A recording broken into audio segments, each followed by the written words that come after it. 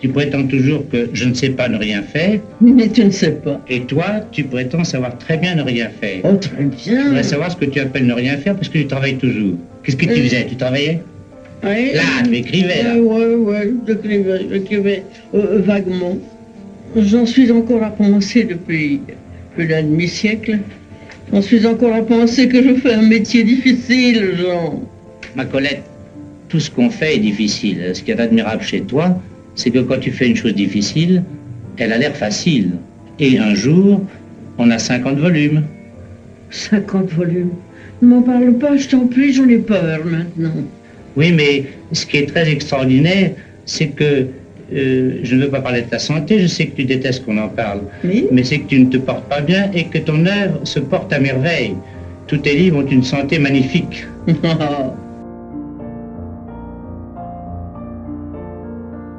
Tous tes livres ont une santé magnifique. Bonjour à toutes et à tous et bienvenue dans ce nouvel épisode des Dessous de la littérature. J'espère que ce petit dialogue entre Cocteau et notre estimée Colette vous met en joie autant que moi. Et sachez que si je vous accueille avec cette archive introductive, c'est pour vous annoncer quelque chose d'un peu particulier. En effet, j'ai eu le grand bonheur, doublé d'un grand honneur, et il y a déjà un moment de cela, d'aller visiter la maison d'enfance de Colette à Saint-Sauveur-en-Puisé. Et c'est pourquoi je vous propose en ce jour et au cours des 2 prochaines semaines une série thématique de 3 épisodes durant lesquels je vous emmènerai avec moi à la suite de Colette donc, pour la découvrir, pour découvrir cette maison. Et sans plus attendre, partons ensemble donc rejoindre Monsieur Frédéric Maget qui m'a accueilli pour la visite.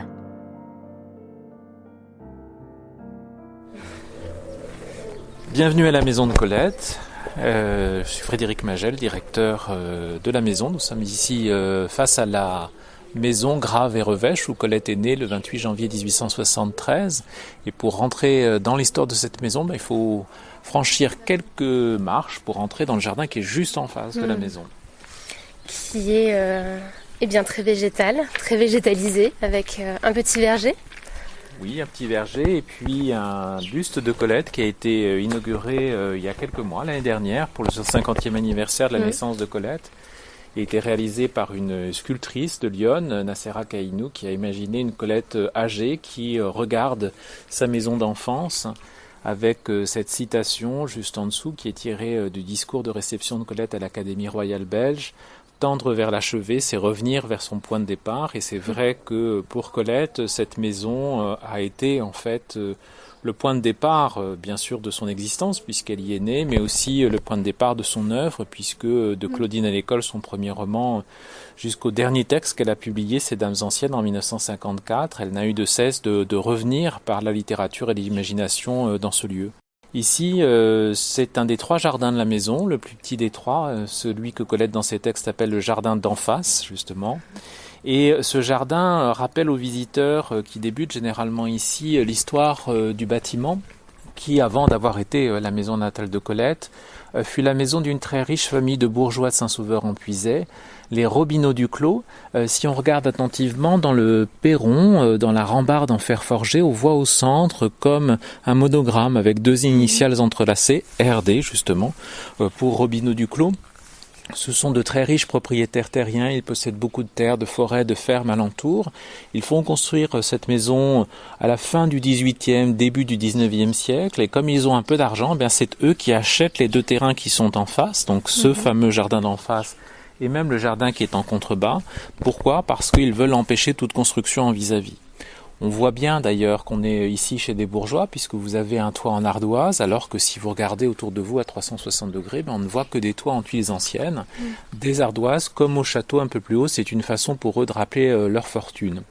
Alors c'est leur fils aîné, Jules Robineau du Clos, qui va hériter de cette maison et c'est lui qui en fait va décider de toute notre histoire puisque très vite, vous allez le comprendre, en fait la naissance de Colette ici à Saint-Sauveur-en-Puisé est le fruit d'une succession de hasards. Si plus tard, par son accent rocailleux, elle va incarner une forme d'identité bourguignonne, en fait, elle n'a aucune goutte de sang bourguignon dans les veines puisque ses parents viennent d'ailleurs. Alors Jules Robineau du Clos lui, c'est un personnage pittoresque. On parle beaucoup de lui à Saint-Sauveur-en-Puisaye, pas tellement en raison de sa fortune, qui est considérable, mais en raison de sa formidable laideur. Dans le village, on l'a surnommé la bête, parfois même le singe. Malheureusement, on n'a aucun portrait de lui, donc il faut faire travailler son imagination pour tenter d'imaginer le personnage. Et on raconte notamment qu'à l'âge de 16 ans, il n'avait toujours pas perdu ses dents de lait, donc il avait, dit-on, un râtelier double. Double canine, doubles incisives, double molaire, d'où peut-être le surnom bestial.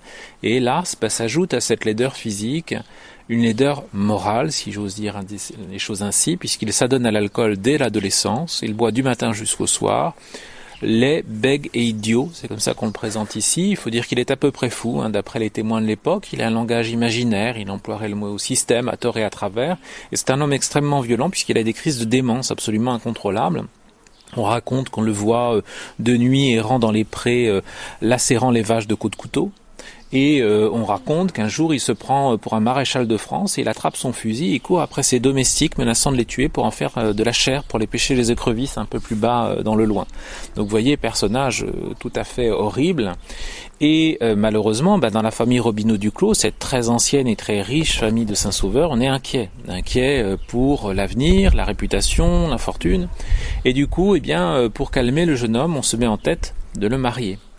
Vous imaginez bien que la tâche n'est pas aisée parce que les prétendantes ici ont été prévenues.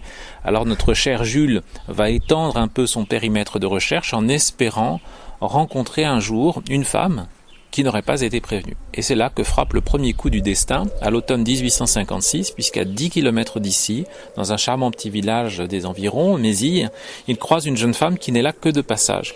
Elle est née à Paris en 1835 et à l'époque, elle vit en Belgique, à Bruxelles, auprès de son frère aîné, Eugène Landois, qui est un journaliste.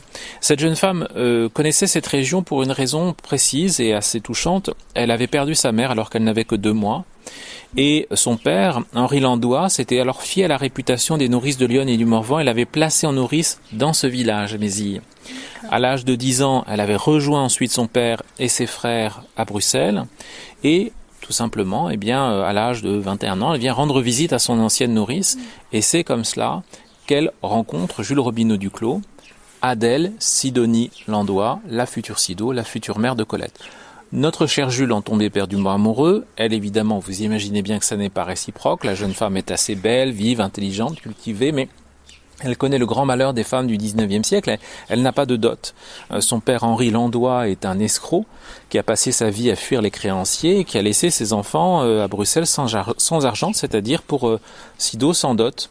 Et lorsque les frères de Sido voient que ce très riche propriétaire terrien accepte d'épouser leur sœur, mais qu'en plus il apporte dans la corbeille de mariage 15 fermes et 500 000 francs hors de liquidité, ils n'hésitent pas un seul instant, ils mettent leur sœur dans les bras de ce dangereux malade. Et c'est comme ça que Sido, la future mère de Colette, arrive ici à Saint-Sauveur, bien malgré elle, le 15 janvier 1857. Alors il faut imaginer quand même l'horreur pour cette jeune femme qui quitte une capitale européenne, qui quitte une capitale européenne, un milieu d'artistes, de journalistes, d'intellectuels, et qui du jour au lendemain se retrouve dans ce tout petit village de Lyon, à l'écart de tout, parce qu'il faut le dire, la Puisaye est une région illuminée des temps, dit Colette, avec ses forêts profondes, mais c'est une région qui n'a pas connu vraiment de développement économique, c'est une région assez pauvre, il n'y a pas vraiment d'agriculture, il y a pas vraiment de viticulture non plus.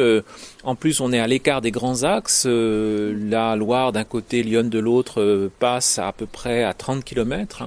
Donc il n'y a pas de raison objective de passer dans cette région. Donc c'est une région avare et resserrée, dira Colette plus tard, donc où très vite on est isolé. Et donc Sido, elle arrive ici, loin de tout. Et on ne tarde pas à colporter à son sujet toutes sortes de rumeurs, de ragots. Les bruits circulent, on lui prête des liaisons, alors le médecin, le notaire. Et depuis la naissance de Juliette, en 1860, on la trouve très proche, beaucoup trop proche, d'un nouvel arrivant dans le village, un étranger lui aussi. Et là, c'est le deuxième coup du destin, puisque c'est installé juste en face des Robineau-Duclos, dans cette maison là qui est derrière ce mur, qui fait l'angle avec la rue de la Roche, un brillant militaire, anti-saint-cyrien, qui a terminé capitaine du 1er régiment de Zouaves. Il est originaire de Toulon, donc vous pouvez imaginer ici l'accent méridional, la faconde, le côté très extérieur. Il arrive en plus ici auréolé de gloire car il a perdu sa jambe gauche lors d'une bataille glorieuse de la campagne d'Italie. Et en compensation, eh bien, l'Empire l'a nommé percepteur à Saint-Sauveur. Et c'est comme cela qu'arrive quasiment sous les fenêtres de Sido le capitaine Jules-Joseph Colette.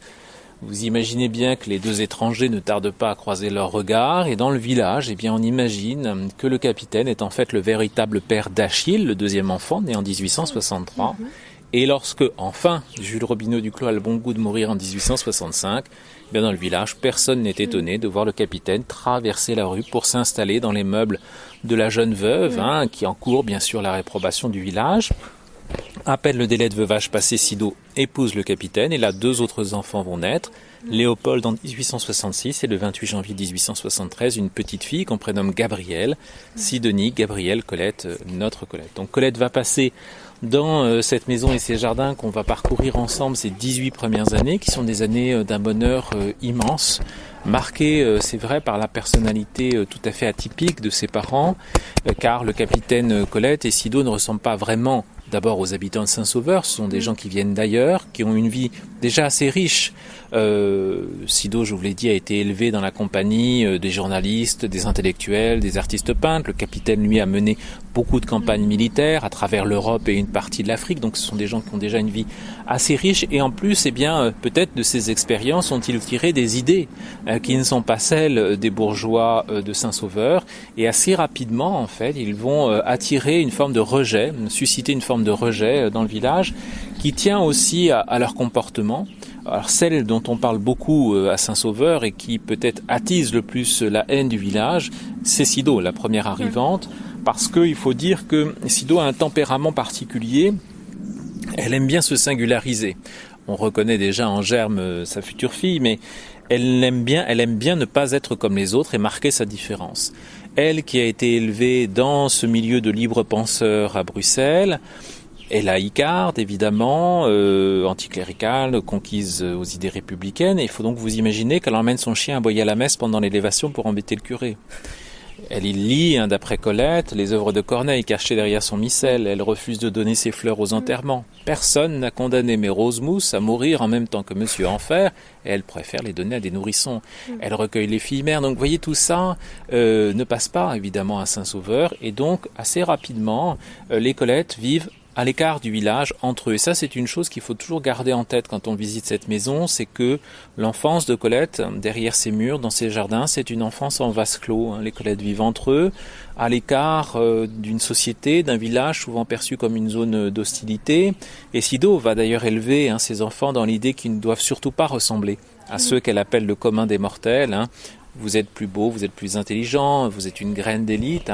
D'où les images qu'on va retrouver plus tard dans l'œuvre de Colette, de citadelle ou de forteresse. C'est une maison qui protège, en fait, de cette hostilité, de cette haine qu'il y a à l'extérieur. Le problème, c'est que assez rapidement, en fait, les Colettes vont être rattrapées par des problèmes d'argent. En 1884, la fille aînée Juliette se marie. Et elle ne tarde pas à réclamer sa part d'héritage, le fameux héritage Robineau Duclos qui était considérable. Et là, on se rend compte que d'argent, en fait, il n'y en a plus parce que les Colettes ont été très dépensiers. Alors les causes sont multiples, je ne vais pas ici rentrer dans les détails, mais disons déjà que Sido dépense beaucoup. Vous imaginez que dans cette maison, il y a 6 domestiques à temps complet. On le sait, elle va souvent à Paris, elle va à l'opéra, elle va au théâtre, elle ne supporte que le chocolat de chez Ediard, nous dit Colette. Quant au capitaine Colette, il était percepteur, donc on aurait pu imaginer au départ qu'il allait rétablir un petit peu l'équilibre des comptes, mais c'est un très mauvais percepteur. On a retrouvé toute une correspondance avec l'administration fiscale qui lui fait remarquer que ses comptes sont faux. Et Colette, dans un texte, raconte qu'un hiver, il perd carrément les impôts de Saint-Sauveur dans la neige. Donc vous voyez, c'est pas du tout quelqu'un qui a le sens des réalités, c'est un grand rêveur, le capitaine. Du coup, pour payer à Juliette sa part d'héritage, les Colettes vont devoir emprunter, vendre, et bientôt les faits sont là. La famille est ruinée, déclassée. Le 15 janvier 1890, ils sont obligés d'organiser dans cette maison une vente aux enchères mobilières volontaire. Donc faut vous imaginer la scène, Colette, qui a 17 ans à ce moment-là, voit rentrer chez elle une partie des habitants de Saint-Sauveur qui depuis des années disent le pire sur le compte de sa famille et qui viennent, les uns par curiosité, les autres par convoitise peut-être, se partager tout le décor de son enfance. Et Colette va voir sous ses yeux tout ce décor disparaître, dépecé par les habitants de Saint-Sauveur. La famille reste encore 18 mois dans cette maison, donc à peu près vide, jusqu'à ce que cette fois-ci, les Colettes soient contraints au départ. Et le 1er novembre 1891, de nuit peut-être, les Colettes fuient Saint-Sauveur pour s'installer à 40 km d'ici, dans le Loiret, à Châtillon-Coligny, où le fils aîné, Achille, s'est installé comme médecin. Alors, pour Colette et pour nous, l'histoire aurait pu s'arrêter là en réalité, puisque Colette se retrouve presque dans la même situation que sa mère, bien des années plus tôt. Pas de dot, que faire, elle le dira elle-même, devenir institutrice, vieille fille peut-être. Et c'est là que va intervenir dans la vie de Colette un homme auquel elle aura beaucoup de choses à reprocher. Il a près de 14 ans de plus qu'elle, le front dégarni et le ventre bombé. Il s'appelle Henri Gauthier-Villard, il appartient à une très bonne famille. Sa famille, les Gauthier-Villard, possède une célèbre maison d'édition scientifique en plein cœur de Paris, qui a des grands Augustins, mais le public de l'époque le connaît sous ses différents surnoms.